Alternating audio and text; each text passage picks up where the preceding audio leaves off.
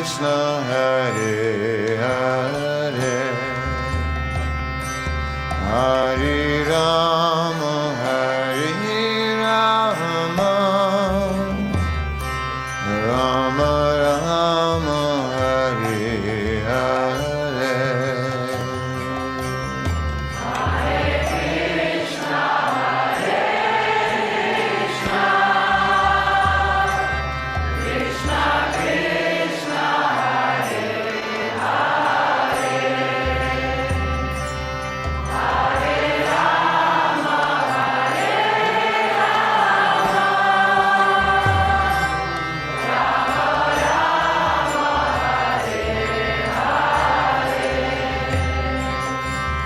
Hare Krishna, Hare Krishna, Krishna Krishna, Hare Hare, Hare Rama, Hare Rama, Rama Rama, Hare Hare.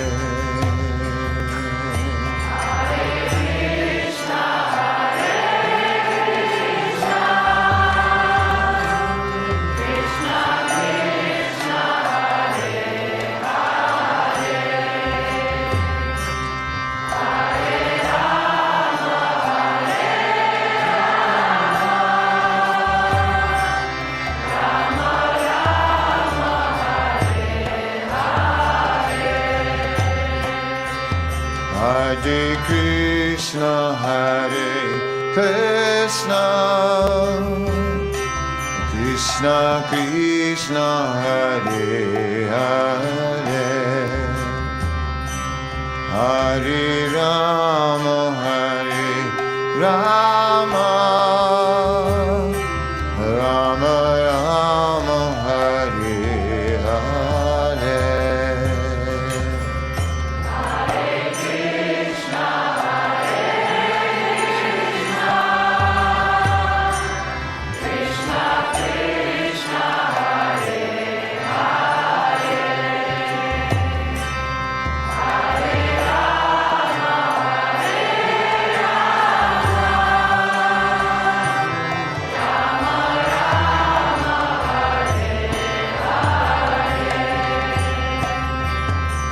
Hare Krishna, Hare Krishna,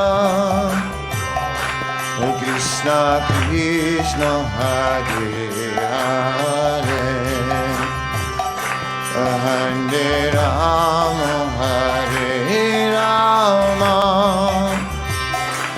Rama Rama, Hare Hare.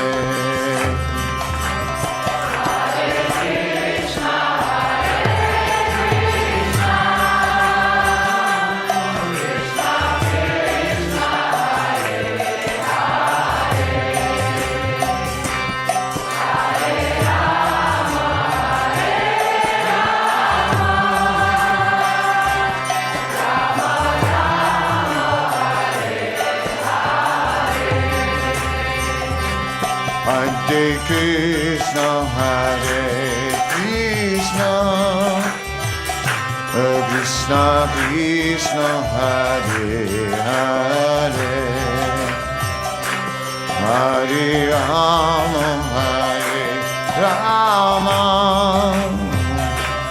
Rama Rama, Hare Hare.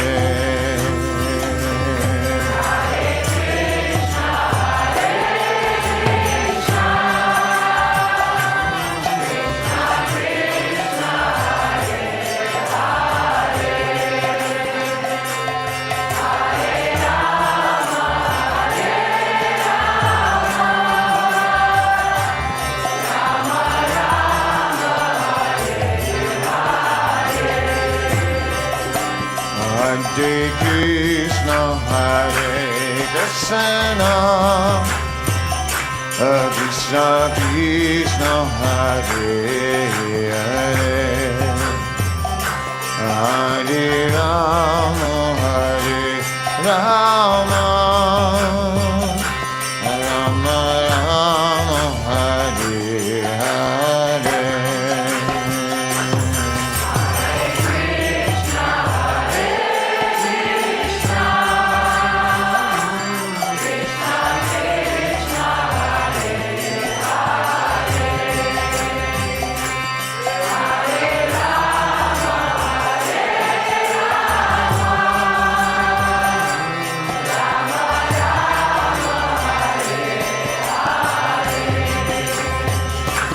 Hare Krishna, Krishna Krishna, Hare Hare, Hare Rama, Hare Rama, Rama Rama, Hare Hare.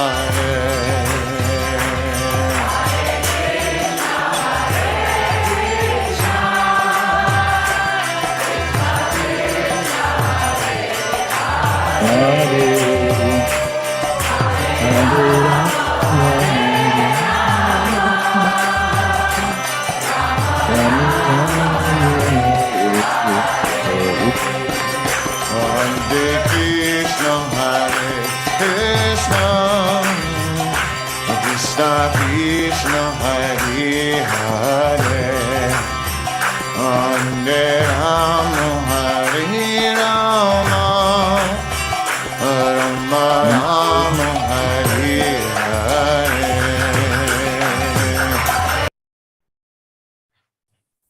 Hare Krishna devotees, with accept my humble obeisances. All good to Sri Prabhupada. Welcome devotees to our evening Bhagavad Gita circle reading program. We will be continuing from with chapter 4, verse 14, and the chapter is entitled The Transcendental Knowledge, and it's going to be read and explained to us by Balabhadra Bhattacharya Prabhu from ISKCON Atlanta.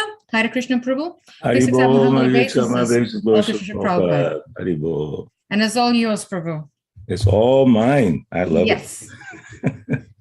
Namo Vishnupadaya Krishna Prasthaya Bhutale Srimati Bhakti Vedanta Swami Iti Namane Namaste Saraswati Deve Gaudavani Pacharane Nirvishesha Shunyavadi Paschatade Satarane Jai Shri Krishna Chaitanya Prabhu Nityananda Shri Advaita Gadadhar Shivasari Go Bhaktavinda Hare Krishna Krishna Krishna Hare Hare Hare Rama Rama Rama Hare Hare.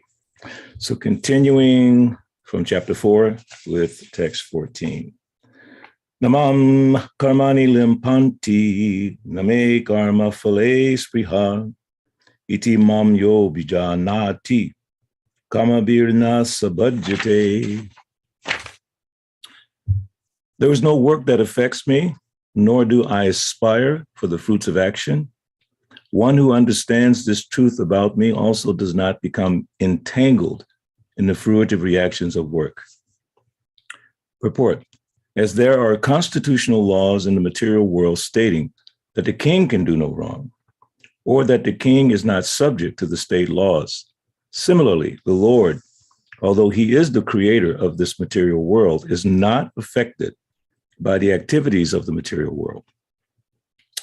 He creates and remains aloof from the creation, whereas the living entities are entangled in the fruitive results of material activities because of their propensity for lording it over material resources.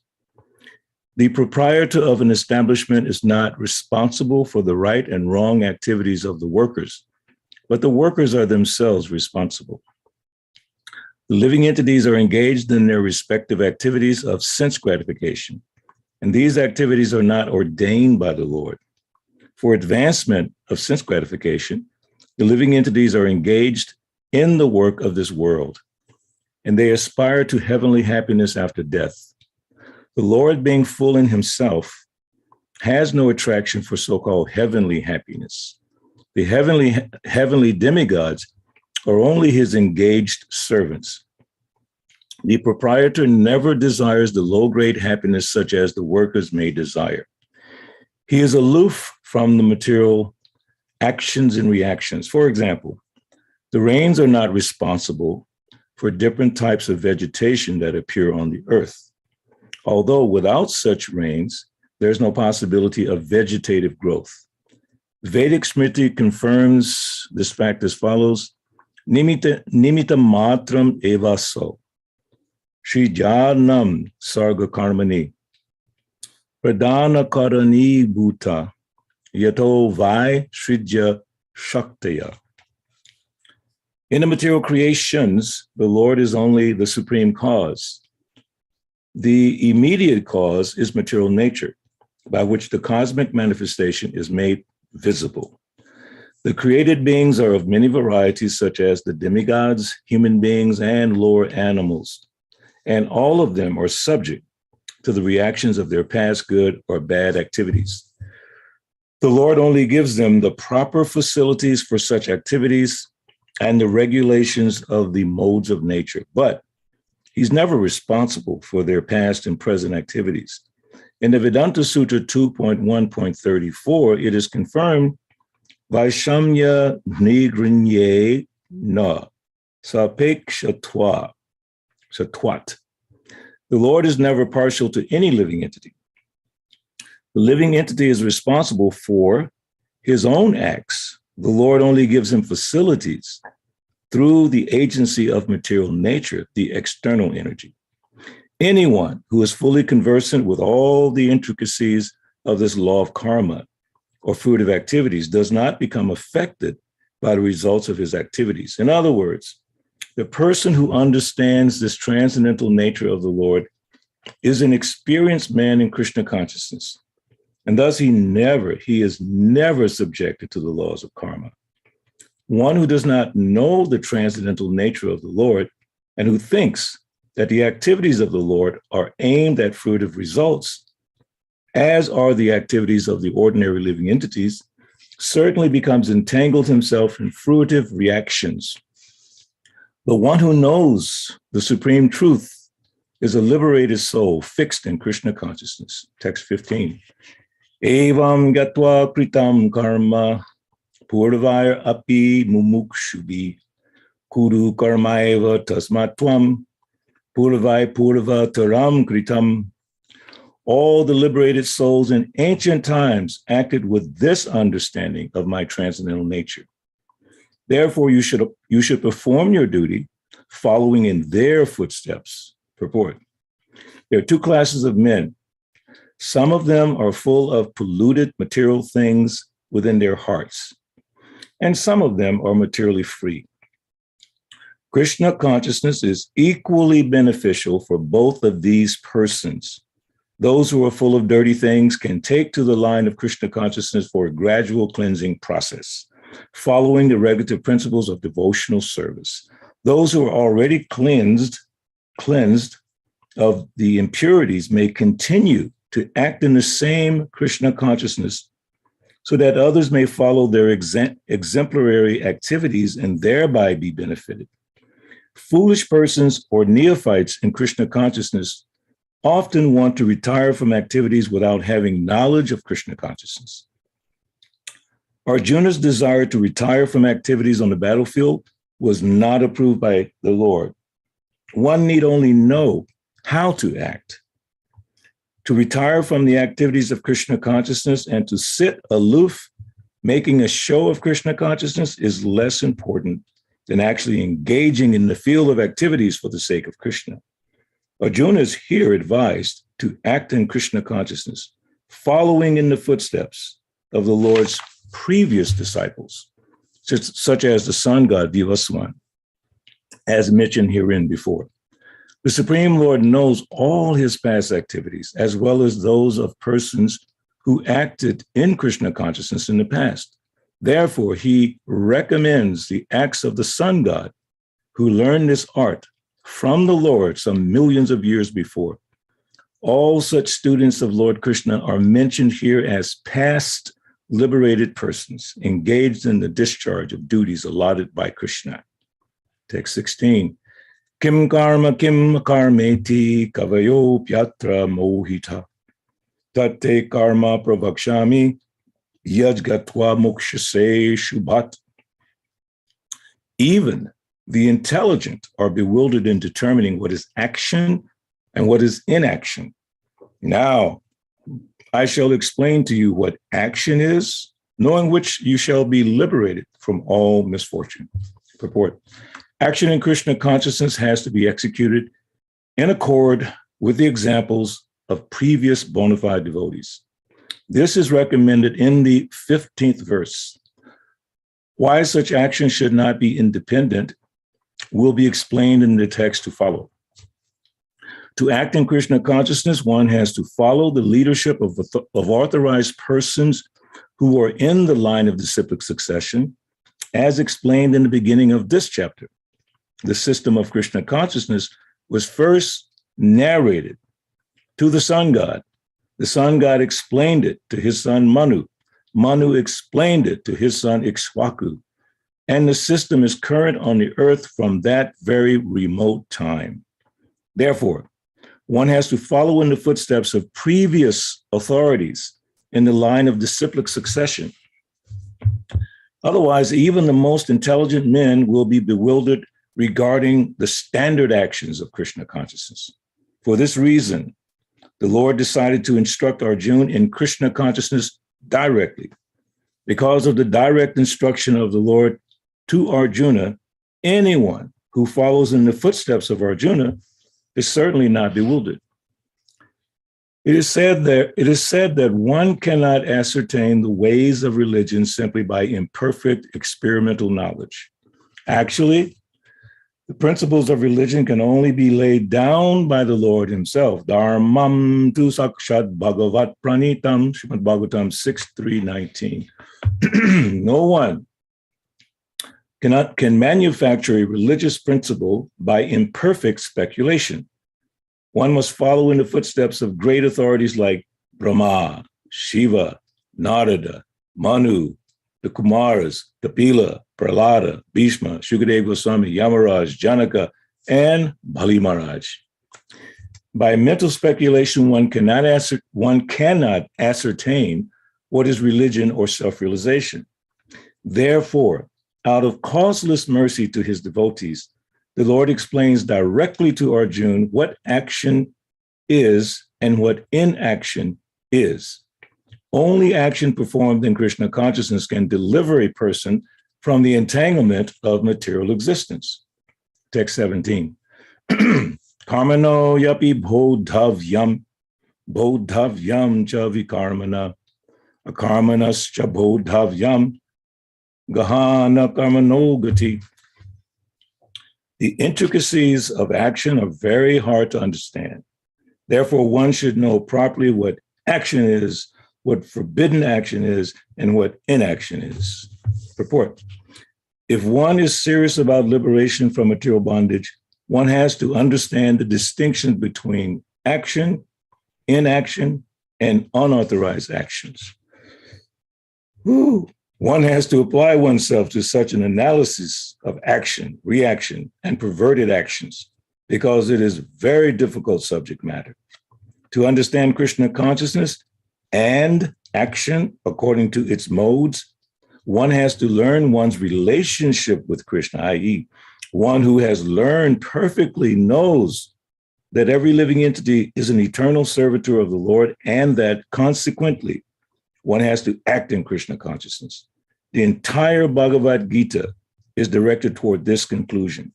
Any other conclusion against this consciousness and its attendant actions are vikarmas, or prohibited actions.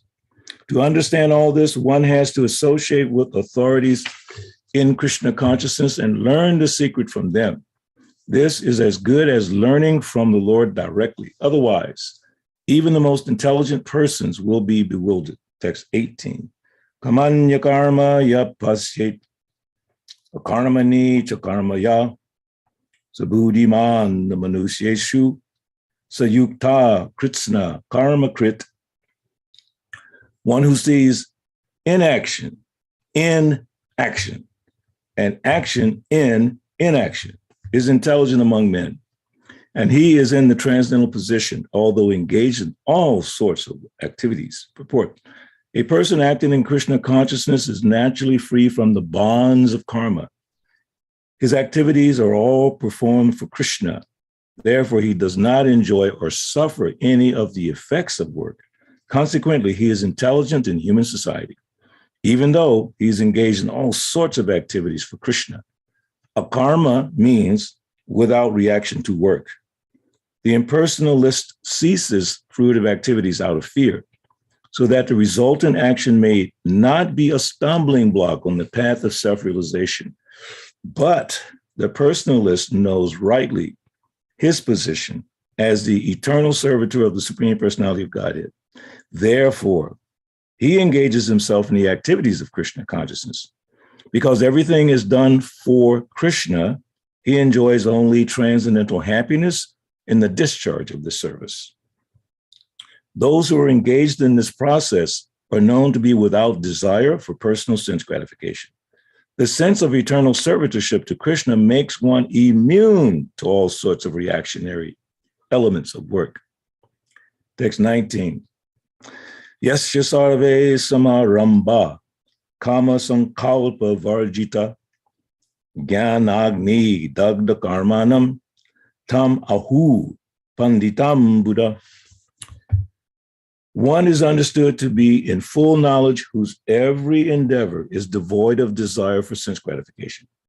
He is said by sages to be a worker for whom the reactions of work have been burned up by the fire of perfect knowledge. Purport. Only a person in full knowledge can understand the activities of a person in Krishna consciousness, because the person in Krishna consciousness is devoid of all kinds of sense gratificatory propensities. It is to be understood that he has burned up the reactions of his work by perfect knowledge of his constitutional position as the eternal servitor of the Supreme Personality of Godhead. He is actually learned who has attained to such perfection of knowledge. Development of this knowledge of eternal servitorship to the Lord is compared to fire. Such a fire, once kindled, can burn up all kinds of reactions to work. Text 20. Taktva karma phala sangam nitya trito nirashraya kamanya bhi pravitto pi naiva kinchit karoti sa. Abandoning all attachment to the results of his activities, ever satisfied and independent, he performs no fruitive action, although engaged in all kinds of undertakings. Purport. This freedom from the bondage of actions is possible only in Krishna consciousness, when one is doing everything for Krishna. A Krishna conscious person acts out of pure love for the Supreme Personality of Godhead, and therefore he has no attraction for the results of the action. He is not even attached to his personal maintenance, for everything is left to Krishna. Nor is he anxious to secure things, nor to protect things already in his possession. He does his duty to the best of his ability and leaves everything to Krishna. Such an unattached person is always free from the resultant reactions of good and bad. It is as though he were not doing anything. This is the sign of akarma, or actions without fruitive reactions. Any other action, therefore, devoid of Krishna consciousness, is binding upon the worker, and that is the real aspect of vikarma, as explained herein before. Text 21. Nirashira jata chittatma taktva sarva parigraha shariram kevalam karma kurvan napnoti kilbisham. Such a man of understanding acts with mind and intelligence perfectly controlled, gives up all sense of proprietorship over his possessions, and acts only for the bare necessities of life. Thus working, he is not affected by sinful reactions. Purport. A Krishna conscious person does not expect good or bad results in his activities. His mind and intelligence are fully controlled. He knows that because he is part and parcel of the Supreme, the part played by him as a part and parcel of the whole is not his own activity, but is only being done through him by the Supreme. When the hand moves, it does not move out of its own accord, but by the endeavor of the whole body. A Krishna conscious person is always dovetailed with the supreme desire, for he has no desire for personal sense gratification. He moves exactly like a part of a machine, as a machine part requires oiling and cleaning for maintenance. So a Krishna conscious man maintains himself by his work just to remain fit for action in the transcendental loving service of the Lord. He is therefore immune to all the reactions of his endeavors. Like an animal, he has no proprietorship, even over his own body. A cruel proprietor of an animal sometimes kills the animal in his possession. Yet the animal does not protest, nor does it have any real independence. A Krishna conscious person fully engaged in self-realization has very little time to falsely possess any material object. For maintaining body and soul, he does not require unfair means of accumulating money. He does not therefore become contaminated by such material sins. He is free from all reactions to his actions. So I'll stop there and let's see if we can have some discussion on this very, very thought-provoking information given by Srila Prabhupada. Very thought-provoking, Prabhu, for sure. No, he says, he prefaces by saying it's difficult to understand. So we should not think for one second that we totally understand this. I mean, we've just heard it, action, inaction, forbidden action. But every time I read through this part with different devotees, they all say, I don't understand that. What is this action? How is that? How is it possible that I'm acting and there's no reaction? So Srila Prabhupada carefully explains that by doing it for Krishna, there is no reaction. Like if you work at the bank and you're counting millions of dollars and you don't try to take it home and put some in your back pocket and try to enjoy it, you're fine. And factually, if you do a nice job, you'll get a raise, you get a promotion, you get all those nice things. But if you try to enjoy that, which does not belong to you, obviously you're going to suffer. And in our mundane society, if you take what doesn't belong to you, you end up being prosecuted, put into the jail system. So this simple philosophy, it sounds simple, but the execution of it is very, very challenging because each one of us has our things. I have my thing, I have my tilak thing, I have my kartal thing. Very funny little story. This devotee, he was actually temple president in Atlanta for quite a few years. I served under him as vice president. Gopala Ranjana Das. I know Mother Gita knows him well. So when he was a young brahmachari, we were on Harinam one day in downtown Atlanta, and he was famous for his kartals. He loved his kartals. Oh, he just loved his kartals. He had always had him with him, and every kirtan he's got his kartals. So he asked our temple president, Balabhadra, Prabhu, when we go back to Godhead, can we take our kartals? And Balabhadra said, no, because you'll get stuck in the Mahatattva. Because although you're using them for Krishna, they're material energy. And you can't take it back to the spiritual world. You want to go back to the spiritual world? All the stuff. I know the women have so many beautiful saris. And us guys, we have our kurtas and all these different things. It's not important in the grand scheme of things. What's important, what actually goes with us is our consciousness. Consciousness is a symptom of the soul. It's part of the soul. And is manifested through this body. And when it's polluted, mundane senses, sense gratification, it becomes covered. Karmatmaka yena sarira bandhana. So it becomes, it's described as colored by fruitive activities. So we can't see properly. So obviously we're attached. So we should all kind of raise our hand and say, yes, I'm attached to something, whatever it is. Me, cheesecake, okay? Cheesecake prasadam, musical instruments like me and Parikshit, we're attached, right, Parikshit? He's got a beautiful keyboard. So he would say, I'm not attached to that keyboard. But, you protect it, you take care of it for Krishna's service. So the secret is inaction, in action. And that's the one that trips everybody. Inaction. It sounds like the same word. Inaction, in action. So that's the secret. So let's see if we any comments or questions or thoughts, realizations, confusion, whatever it is, lay it out. There's definitely going to be confusion, Prabhu. Hare Krishna. Haribol Parikshit Prabhu. Says my humble base goes Prabhupada. Of course, Prabhupada. So you just described inaction in action. Yes. Can you describe so we can have the subtle difference between action in inaction? I knew you put me on the spot. No. Well, I know, I'm kind just of kidding. embarrassed because sometimes I'm putting you on the spot, but I really want to know. Yeah, because it's confusing.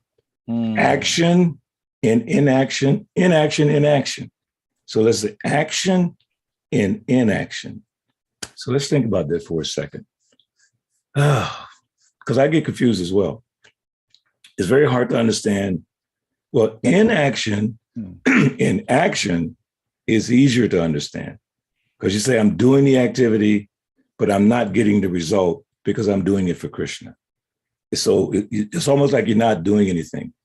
But action in inaction, I'm not sure. Did Prabhupada give an example here as we read that? Honestly, did we pick up an example? So Prabhupada gave in the purport? I don't think I caught one. Vrinda, can you go back one verse? Yes, verse 18. Yeah, go back to verse 18, Vrinda. One who sees inaction in action and action in inaction, which is Pariksha's bringing that point. It's a very good point. Is intelligent. Yeah, go ahead. Again, I'll just throw something out there and see if please. My mind is going. So action, you talked about inaction in action. Mm-hmm. Action in inaction. Well, inaction is not for us, it's for satisfying the senses of Krishna. That's why we call it inaction. Yes. Then the action itself, would that be just the devotional service that we perform? Go ahead, please. Yeah, that's all. But would that, if I thought that way, would that be acceptable? Yeah, I'm trying to find a little guidance from Srila Prabhupada because I said that is a very difficult thing to understand. So he says in the purport, a person acting, as you just said, in Krishna consciousness is naturally free from the bonds of karma. So we got that part. His activities are performed for Krishna. Therefore, he does not enjoy or suffer any effects of work. So let's see if he says about the other person, though. And of course, akarma comes from the verse we know, akarma sarva kamova, moksha kama udaridi. What is the last part? Who knows the last part of that verse? Karma sarva kama. I forget the last part, but one who's akarma, that's the state of the devotee. Akarma, no attachment. Sarva kama means someone who has all desires. Akarma, sarva kama, and moksha kama means someone who's seeking liberation. So the devotee falls into the category, as Pariksha is pointing out very nicely and precisely. He's doing action, but it's inaction in his action, so he's not getting any result. Akarma means without reaction to work. In person ceases fruitive activities out of fear, so that the resultant action may not be a stumbling block on the path of self-realization. But the personalist knows rightly his position as the eternal servant of the Supreme Personality of Godhead. Therefore, he engages himself in activities of Krishna consciousness. Because everything is done for Krishna, he enjoys. Those who are engaged in this process are known to be without desire for personal sense gratification. So now in that purport, he didn't really address so much about action in inaction. He addressed clearly inaction in action, but the action in inaction is not as clearly spelled out. Who has any thoughts on that to help me appreciate? That's why I'm thinking that action in inaction, inaction, again, is for satisfying Krishna's senses. That's why I thought that the action in inaction is devotion service itself, the action, the activity, the devotion service itself. But because it is for Krishna, then it is inaction on the part of, because we don't want anything from it. So I think that the action itself, action and inaction, that first word action is in fact bhakti. No, you're absolutely right. So the act. That's what I'm thinking though. No, you're good. The action. Suppose you're working in a big factory. I'll give a better example. Jai Bhattacharya Maharaj and Tamal Krishna Maharaj were serving Srila Prabhupada by working at one point. They were brahmacharis, and the temple didn't have much money. So Jai Bhattacharya Maharaj worked in a restaurant as a busboy. And Tamal Krishna Maharaj worked in, I believe, a print shop. So Jai Bhattacharya Maharaj tells this story that when he just felt uncomfortable. Now, you know, if you're a busboy working in a restaurant, you got to pick up the plates that people have been eating meat and all that, and you got to get it all cleaned up. So this is how he told the story, that he went to Prabhupada and said, Srila Prabhupada is such a horrible environment. I really want to leave this job, blah, blah, blah. And Prabhupada says, you cannot leave. This is all the money we have for serving Krishna. So he was doing that work, bringing home the money so that Srila Prabhupada, we could push on the movement. Similarly, Jayananda Das Thakur, great saint, Vaishnava saint, was he driving a taxi or something?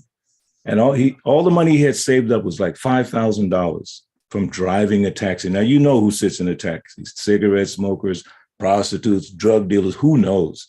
Mm-hmm. So he's made that money, saved it up, and he gave it to Srila Prabhupada for printing Srila Prabhupada's books. Now, we know that he ascended to becoming a great Vaishnava. So if we understand this principle, applying this principle, that the results of my work doesn't belong to me, the things I have don't belong to me, they belong to Krishna. So there's no reaction. So that's inaction within the action. So as Preach is saying, that's devotional service. Clearly, that's devotional service. But the opposite in this, the other part, action in inaction. I'm still trying to grasp that a little bit. Anasuya, what are your thoughts on that? Or Gita? Prabhu, I was, as you're speaking, I always go to my material friend, google.com.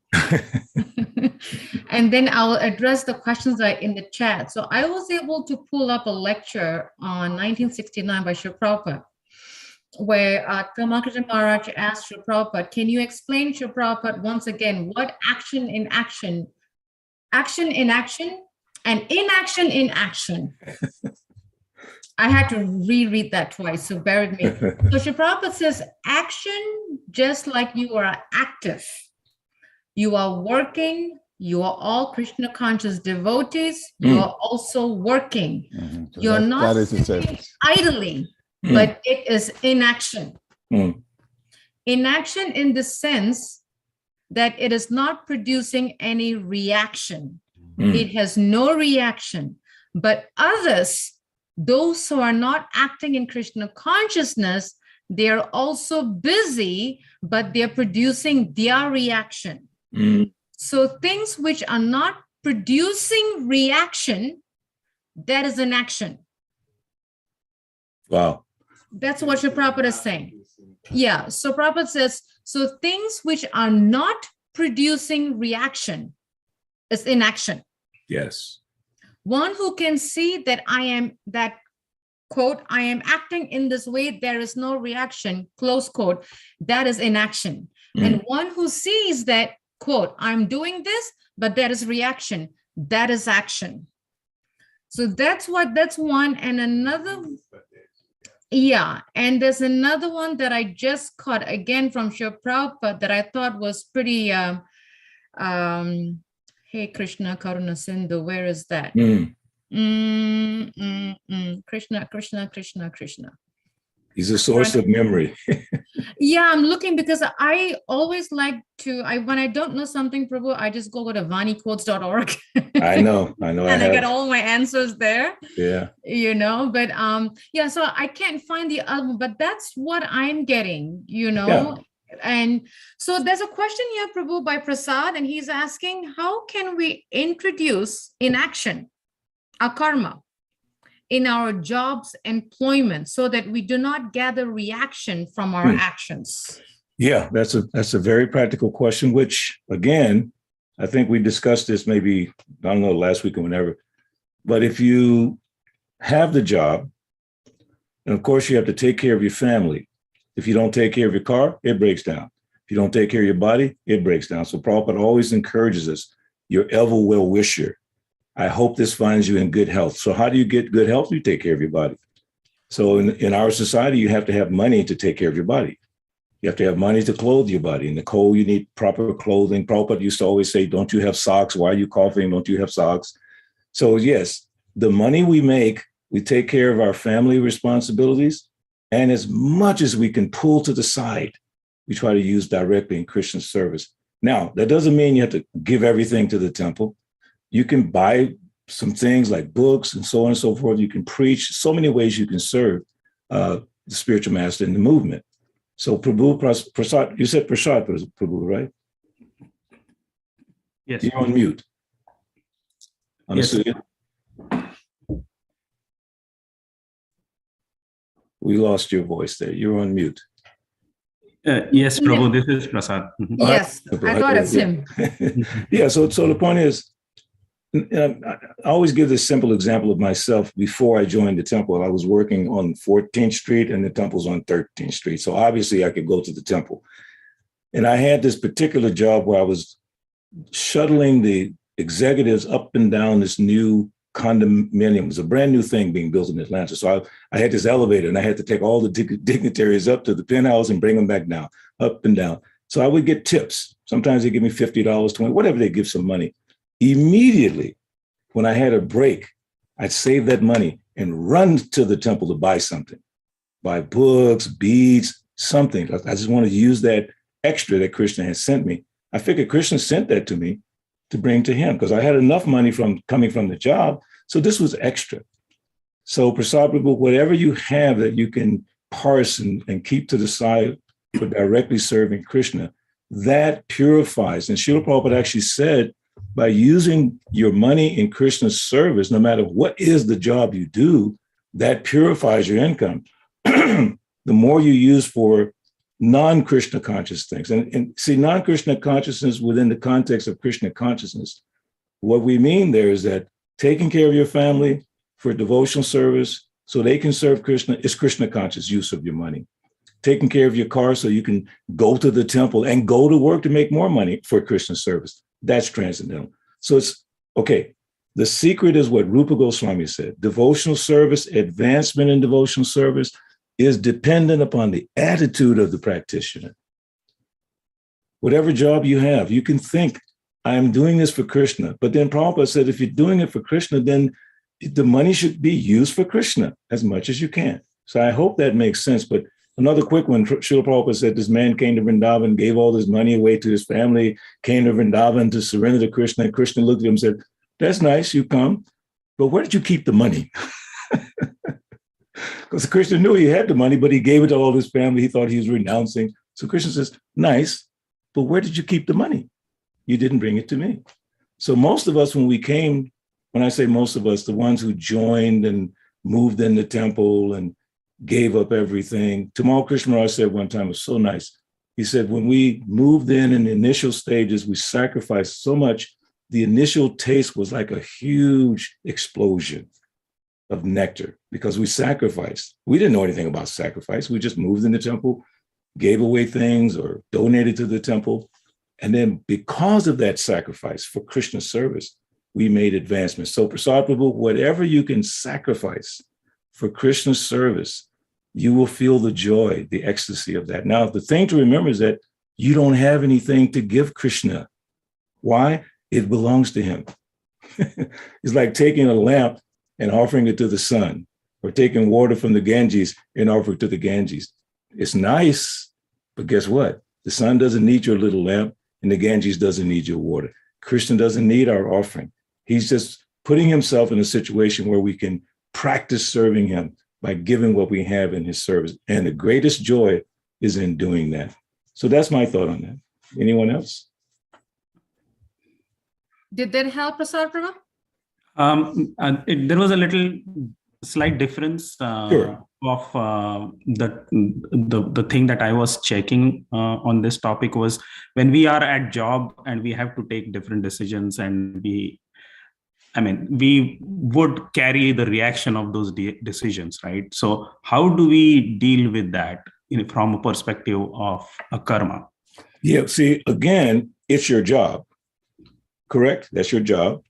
And in your job, you have to make decisions and you have to do different things that are not directly Krishna conscious. Is that correct so far? Is that, Yeah. But it's your job. That's where you make money.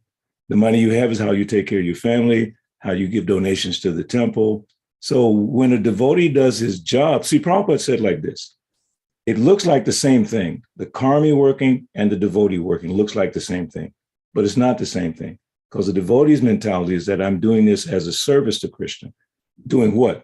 Well, you have to make decisions, and those decisions are not bhakti yoga. They're just mundane things you have to do, but that's your job. That's how you get paid.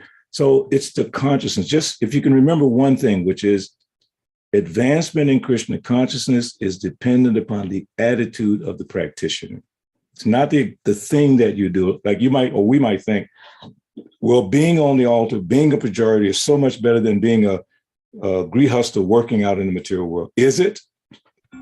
Not necessarily. Being close to the deities doesn't mean your consciousness is at the lotus feet of the deities. You could be on the altar and could be completely thinking about something else, and you can be at work totally thinking about Krishna and the spiritual master.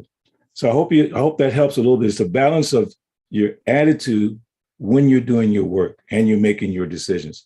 Okay, this whole Bhagavad Gita is based on Arjuna having to make a decision that will affect the lives of 640 million people who will die.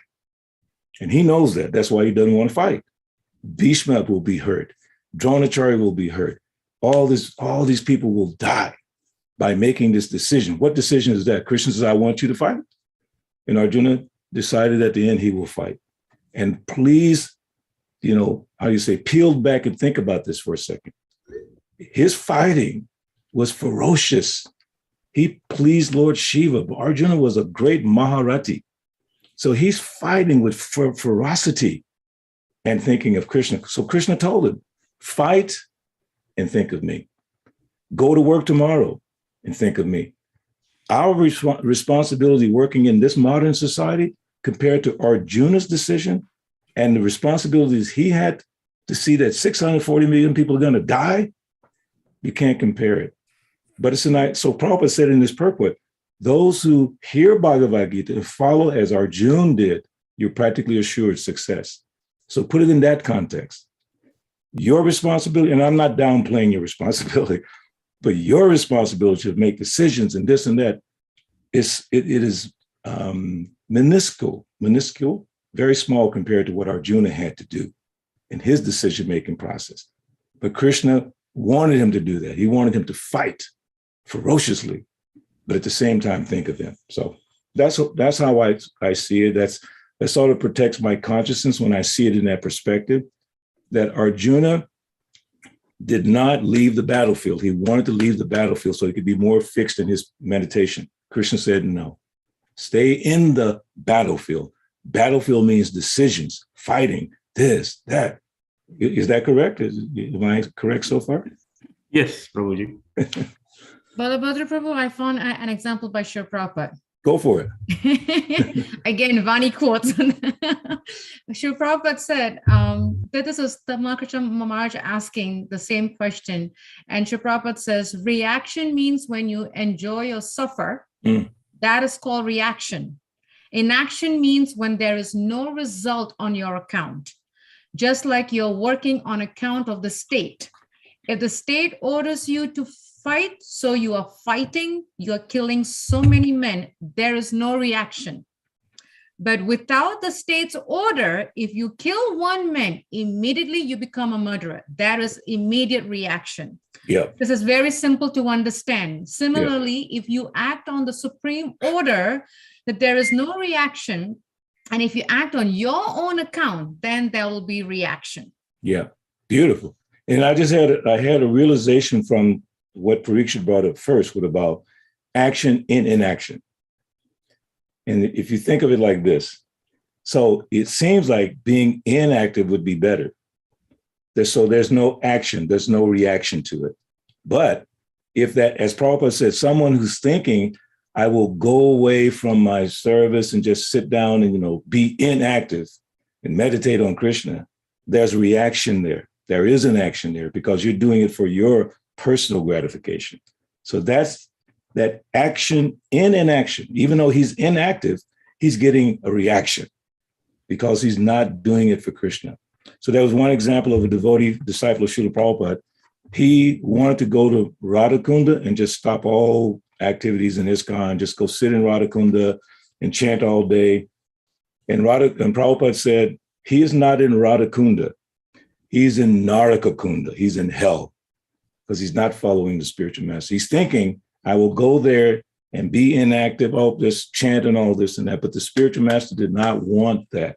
He wanted action, or he wanted action in inaction. No, inaction. Doing your work and not getting the result, following the spiritual master. So it's as Prabhupada said, it's very difficult to understand. So that this conversation proves that we're trying to understand it. We're not even 100% clear, but we're trying to understand. But it's very important. Any other question or comment? This can go on for another, I don't know how many hours, Prabhu. But any questions from devotees? Yeah, this is a very intricate, and I think there's somewhere where Sri Prabhupada mentioned one of the purports that it's the intricacies. Yes. I think is one of the words that I ran into as he was speaking.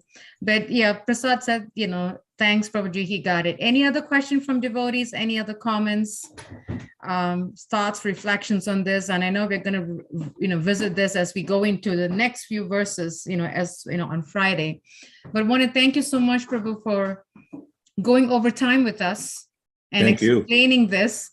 And thank you to all the devotees. Quick reminder, tomorrow morning is His Holiness Chandramali Swami's class at 7:00. He's back in Europe. So please do join us at 7 in the morning, a class by Chandramali Swami. Until then, have a wonderful evening. Vanchakaptubhyascha kripa sindhuvebhyo patitanam pavanebhyo Vaishnavebhyo namo namaha. Srila Prabhupada ki.